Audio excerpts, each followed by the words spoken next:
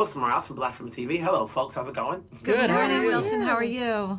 Good. You know, when you got this project, at what point did you have to go back and rewatch all of them, or did you know, or was there a particular one you remember?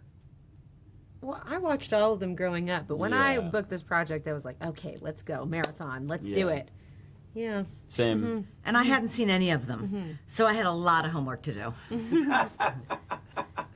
You know, having said that, and you know, with these movies, you know, there's always going to be a few survivors. With no spoiler given, you know, did you think about if your character had to go, you know, because, you know, the thing about these movies is that it's always memorable how these characters go.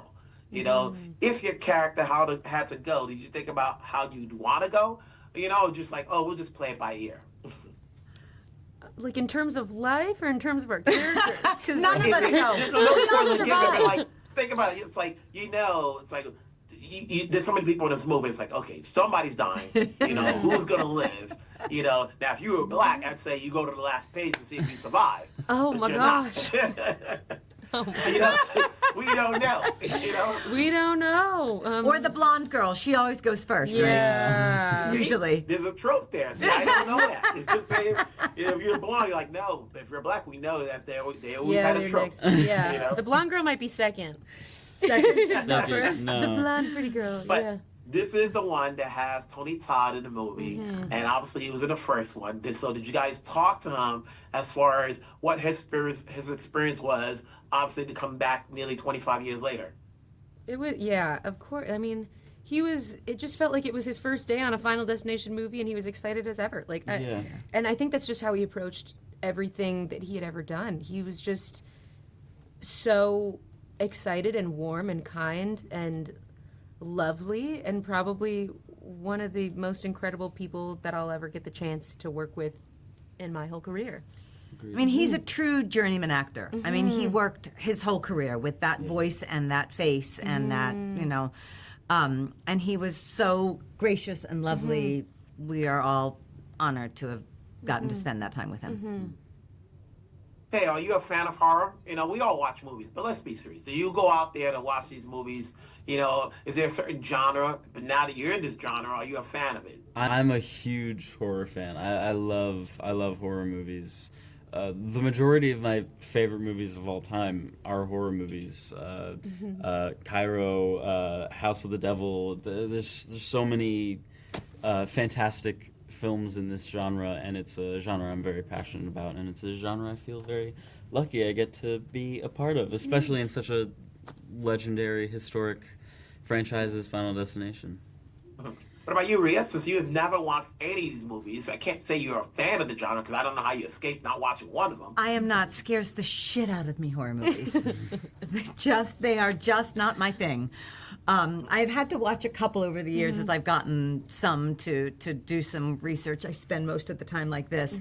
And I did go back and, like Kaitlyn, marathoned all of these so that I knew the world I was coming into, where the humor was, what, you know. It's a really specific genre, the Final Destination section of it. It's got humor, which I think balances the horror. Is it horror, really? It's death. You're cheering for death, really. For you, Kaitlyn, are you not afraid of blood anymore? No, I'm always been. You know what? I had to lie my way through the auditions, being like, yeah, I could do this. I'm so queasy when it comes to like blood or cuts or things, and all of the. This movie was shot like very practically, so like all of the things that you see are what we were seeing on the days. So it was a challenge, but you know what? I can watch like gory movies now because I'm like, I know how they did that. I know how they did that. I know how they did that. But yeah. Hey, lost some you know, magic. Yeah. There's a fan base for these films, for this genre, for this franchise. You're a part of it now, so I'm sure we'll talk down the road on other projects you may have in the future. So congrats on this one. Thank you. We'll talk later. Thank you. Have a good day. Nice to meet you. Wilson Morales from Black Film TV. Hello, folks. How's it going? Hi. Good. How are you doing today?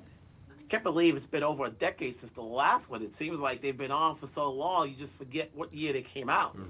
Having said that, coming into this, had you seen all of it recently, or did you remember the first time you saw Final Destination before you took on this project? I had seen, because I'd seen all of them multiple times in my life. I loved the franchise.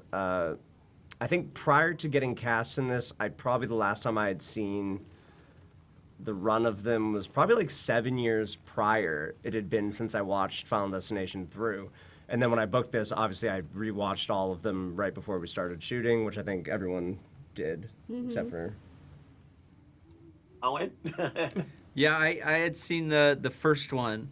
I didn't really remember it, but because I was a little bit of a baby, so it kind of freaked me out. I didn't watch the other ones until I had booked the part, and I was about to sit down and watch them all through, and I was like, you know what? I think I'm the only one that hasn't seen these. Let's just wait. Let's wait until I film it. don't let it affect you. Yeah, I get it. I don't know. I thought it would be cool and like creative. It didn't matter. I could have watched them or not. It didn't impact the performance at all. But yeah, I watched them before. I watched them after I auditioned, after I booked it, but before I shot it, I went through and watched them. Just so mood and tone. Yeah, just like for tone. Like a good actor should do. Yeah. Just to get the tone of where they are, and I'm glad I did because it's the balance of humor and horror, and it's very specific to Final Destination. No spoiler given. But, when you watch these movies, and you all have watched them, at some point, not everybody survives, So at what point did you even think about, like, how, if your character had to go, would it be memorable? You're like, could they have done it better? If your character had to go. No spoiler given. I'll say specifically for this movie, I think the writers nailed it. I think they did a really good job. I'm incredibly happy. If I go, I think it's going to be in a great way. Yeah, if I go, I'm very satisfied with how my death may or may not have turned out. Transpired. Yeah. I think if I had to go, I would want to have kind of a funny death a little bit. Like I would want it to have some humor to it, and so if I went, I think I would be very pleased. If I had to go, I would hope my character would go in the ninth movie. Peacefully in his sleep, surrounded by his loved ones, to the beautiful symphonic score with the rising cello, sort of a soaring cello score. That would be good for this franchise. I have a feeling that I might. A nice, peaceful, easy death. Why does death have to make it so personal all the time? Yeah, it doesn't have to be elaborate. Richard, your character works in a tattoo spot. How are you with tattoos? Do you have any on you? I have 12 on me. I hide them well.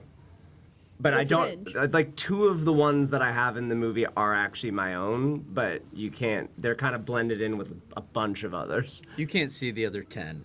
It would be inappropriate. It would be inappropriate. Now, having said this, with this movie like this, obviously you think about it, there must have been at some point in your life that you say to yourself, don't do this because this may happen, whether it's you're young and, you're crossing the street and there's a car coming up and so forth.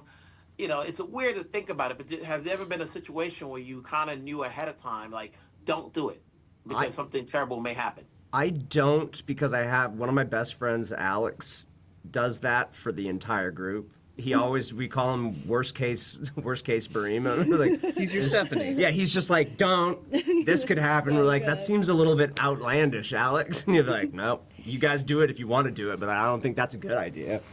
So I have him.